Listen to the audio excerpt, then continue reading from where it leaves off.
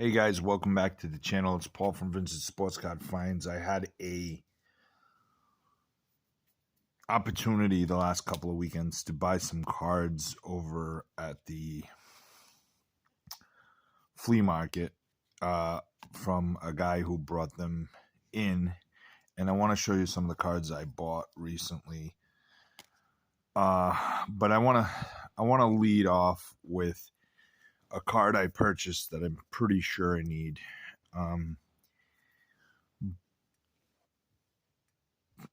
I want to talk about this card a little bit. Well, actually, I'm not going to lead off with this. I'm gonna end with that one. So, I picked up some of these cards here. A lot of these are going to be for resale. This here is a Yaz from '68. I have pretty much a almost complete '68 set. I picked up this card because I thought there was a chance this would be an upgrade for the one I have. So we'll see. I look forward to just taking a look, seeing which one is better. And then, of course, I'll sell the other one. Unless I don't have it. I mean, but I'm pretty sure I do. So we'll look into that and go from there. There was this one, which I'm pretty positive I have. It's a VG conditioned Rod Carew. The color of this is off. The color of the, excuse me. Let me see if I can do this a little bit better. So the color of this card is, it looks off because it's in a, in kind of a discolored holder. So that's the card there. It's in pretty nice shape. Should be an easy sell if it's in lesser condition than the one I have. So I'll compare that one and make that assessment there. Another card from the 70 set. This one I thought was one I might in fact need. Just because it's a Nolan Ryan. It's a Nolan Ryan World Series card. But so I thought there's a chance that this is one I might not have. So but if not, either way, this is a nicely conditioned Nolan Ryan. And I think it'll be a pretty easy card to sell if I in fact have it. And then one of the bigger purchases I made was this one, which was a Jerry Rice, and I took it out of the holder. It's in an indented holder, screw down. Wanted to make sure that it was properly, that it wasn't going to be in, being pressed down in a screw down, but that in fact wasn't in an indented holder.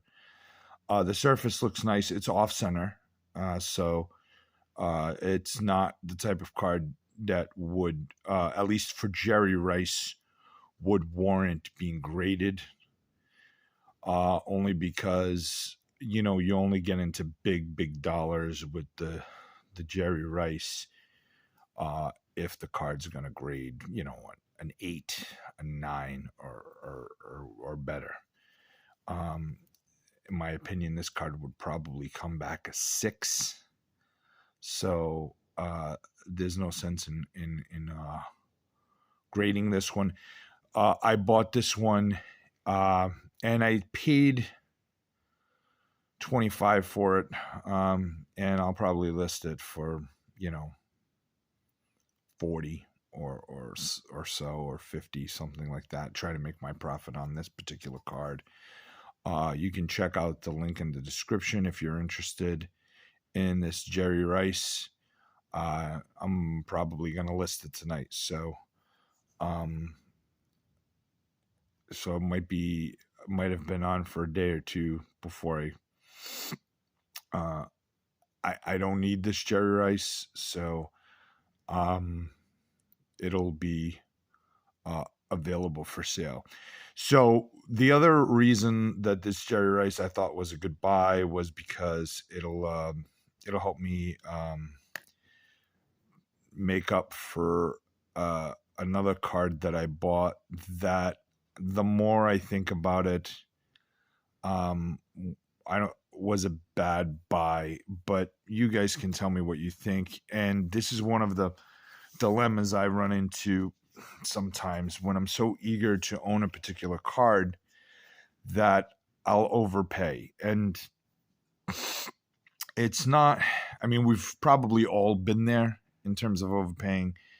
Now, I have no problem overpaying for a card that's definitely condition wise what I want, but this was a mistake.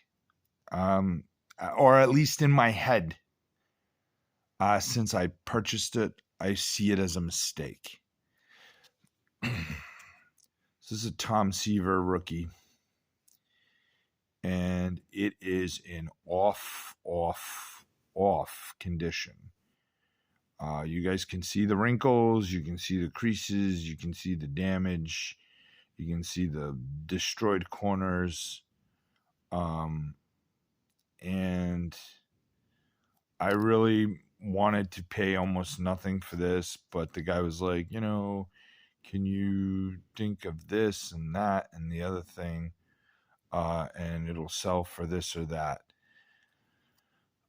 Quite honestly, I think if I ever want to get out of this card at some point, I would have to have it graded, have it come back authentic or a 1. If it'll come back on a 1, I don't know that it would. It would just probably come back as an authentic, and then try to sell it that way.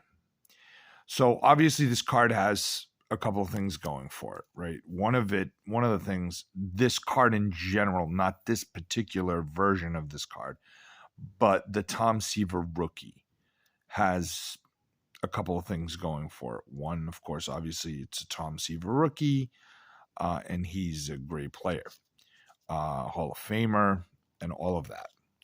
However, and it's the other thing that it's got going for is a high number. So this is a high number card. So it's a little more difficult to obtain. So maybe people will be willing to give me my money back on this. But it's one of those things where you sort of caution yourself. And I have to fight this a little bit myself, because you want to own a particular card, and then you make a decision and you sort of regret the decision.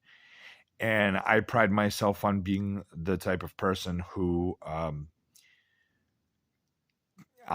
numerous occasions have walked away from a deal, and when I say deal, I mean just a transaction,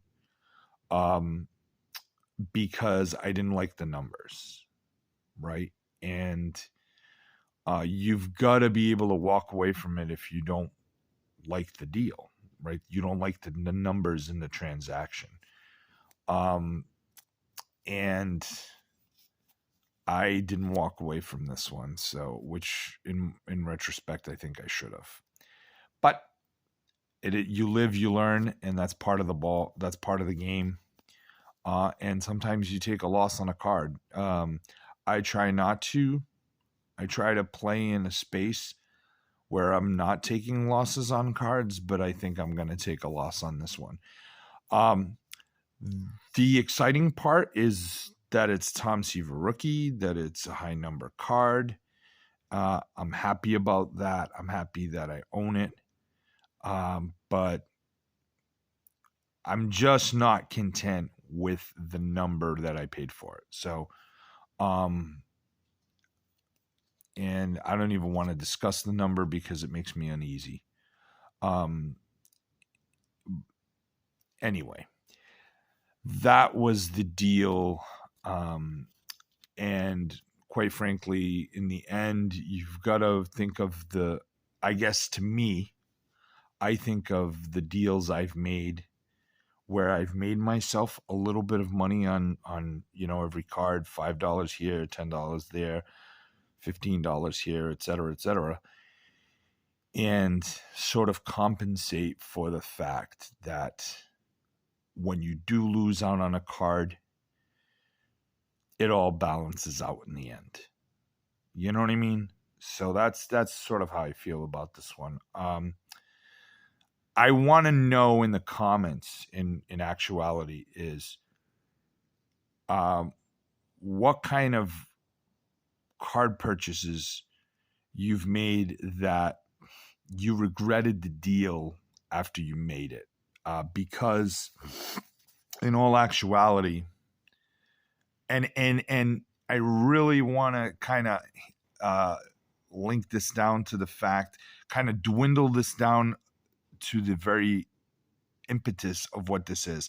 So like, you wanted the card so much that you pulled the trigger on a deal that you thought was a little bit sketch, in the sense that it wasn't the right condition, or the number wasn't right. You paid more than you wanted to, but you pulled the trigger on it anyway because of the desperation to own a particular card, whatever card that was. If that's happened to you, please throw it down in the comments, because this kid is having a tough time coping with the numbers on this deal. Not that I bought the card, but just that it did not sit where I wanted to in terms of the financial numbers of it. Anyway, I'm not gonna ramble on any longer. I want to thank you guys so much for watching. Please, I absolutely love to hear the comments as it relates to this, because I think it's an interesting thing we all have to sort of cope with it from time to time. Let me know what you think in the comments. Thanks so much for watching, guys, and comment, like, share, and subscribe if you enjoy the content. Thanks. Bye-bye.